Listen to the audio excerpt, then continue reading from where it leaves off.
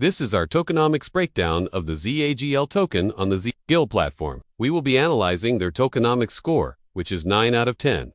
We will also look at their total fixed supply of 1 billion tokens. They have 30% locked for platform use or creator under the Jupiter lock mechanism.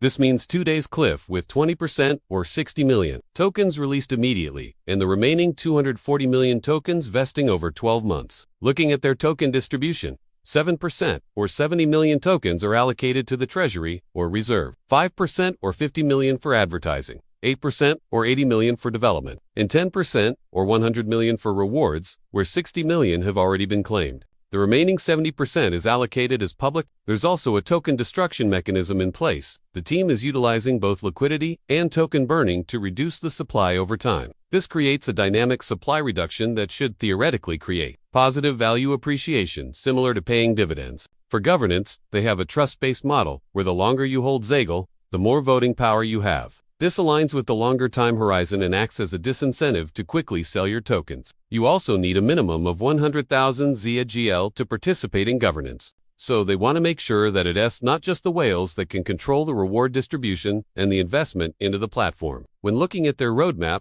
they aim to launch by the end of Q1 2024. Risks and considerations, however, include the inability to easily verify revenue to confirm true ad revenue for buybacks. As an investor, this is something you'll want to keep in mind. Also, the creator has 30% unallocated that could potentially unlock through vest. A high governance threshold may limit participation from broad holders. And finally, the platform size is uncertain. If ZAGL doesn't scale, the buyback could be less effective than anticipated. Risks and considerations, however, include the inability to easily verify revenue to confirm true ad revenue for buybacks. As an investor, this is something you'll want to keep in mind. Also, the creator has 30% unallocated that could potentially unlock through vest. A high governance threshold may limit participation from broad holders. And finally, the platform size is uncertain. If ZAGL doesn't scale, the buyback could be less effective than anticipated. Despite these risks, the Tribune Global Tokenomics presents a strong theoretical foundation with several interesting mechanisms that promote long-term holding.